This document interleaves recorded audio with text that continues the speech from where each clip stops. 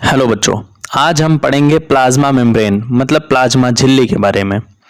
The structure and functions of membranes are fundamental to cell survival as they control passage of substances into and out of it, regulating the intracellular environment. झिल्लियों की संरचना और कार्य कोशिका के अस्तित्व के लिए मौलिक है, क्योंकि वे इसमें पदार्थों के अंदर और बाहर जाने को नियंत्रित करते हैं, इंट्रासेलुलर वातावरण को नियंत्रित करते हैं। अब देखते हैं स्ट्रक्चर मतलब संरचना।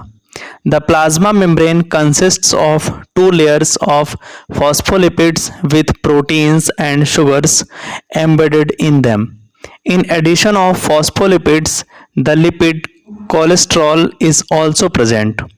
The phospholipid molecules have a head which is electrically charged and hydrophilic, meaning water loving, and a tail which has no charge and is hydrophobic, meaning water hating. Plasma झिल्ली में फॉस्फोलिपिड की दो परतें होती हैं जिनमें प्रोटीन और शर्करा समाहित होते हैं। फॉस्फोलिपिड्स के अलावा लिपिड कोलेस्ट्रॉल भी मौजूद होता है।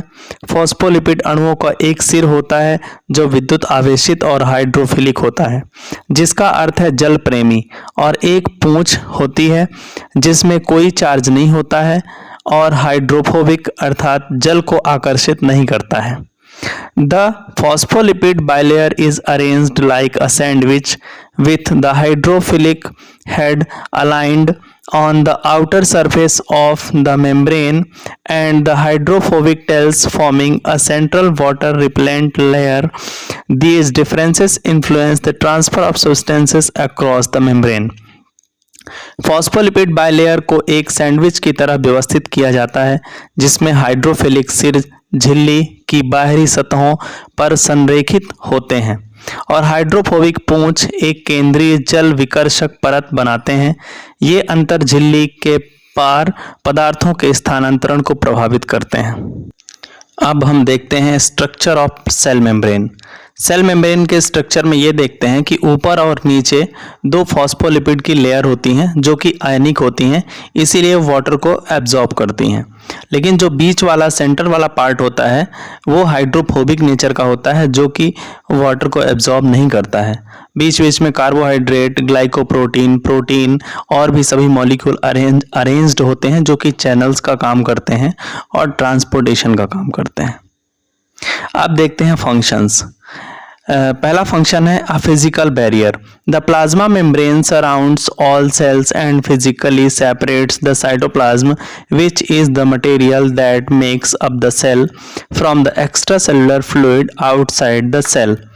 एक भौतिक बाधा प्लाज्मा झिल्ली सभी कोशिकाओं को घेर लेती है और भौतिक रूप से साइटोप्लाज्म को अलग करती है, जो कि कोशिका को बनाने वाली सामग्री है, कोशिका के बाहर बाह्य तरल पदार्थ से। Selective permeability. Plasma membranes are selectively permeable or semi-permeable, meaning that only certain molecules can pass through them. Water, oxygen and carbon dioxide can easily travel through the membrane. Generally, ions, example sodium, potassium and polar molecules cannot pass through the membrane. चयनात्मक पारगम्यता। Plasma झिल्ली चयनात्मक रूप से पारगम्य या अर्ध पारगम्य होती है, जिसका अर्थ है कि केवल कुछ अणु ही उनमें से गुजर सकते हैं। पानी, ऑक्सीजन और कार्बन डाइऑक्साइड झिल्ली के माध्यम से आसानी से यात्रा कर सकते हैं।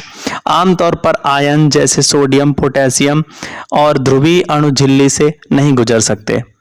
Endocytosis and exocytosis. Endocytosis, a cell can take in the large quantities of molecules or even whole bacteria from the extracellular fluid. Exocytosis is when the cell releases these materials. The cell membrane plays an important role in both of these processes. The shape of membrane itself changes to allow molecule to enter or exit the cell. Endocytosis और exocytosis. Endocytosis एक कोशिका बाह्य कोशिकीय द्रव से बड़ी मात्रा में अणु या यहाँ तक कि पूरे बैक्टीरिया भी ले सकती है। एक्सोसाइटोसिस तब होता है जब कोशिका इन सामग्रियों को छोड़ती है। इन दोनों प्रतिक्रियाओं प्रक्रियाओं में कोशिका झिल्ली एक महत्वपूर्ण भूमिका निभाती है। अणुओं को कोशिका में प्रवेश करने या बाहर निकालने की अनुमति देने के लिए झिल्ली का आकार स्वयं बदल जाता है। Cell signaling. Another important function of membrane is to facilitate communication and signaling between cells. It does so through the use of various proteins and carbohydrates in the membrane.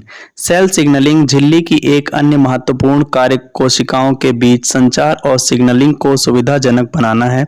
यह झिल्ली में विभिन्न प्रोटीन और कार्बोहाइड्रेट के उपयोग के माध्यम से ऐसा करता है। धन्यवाद।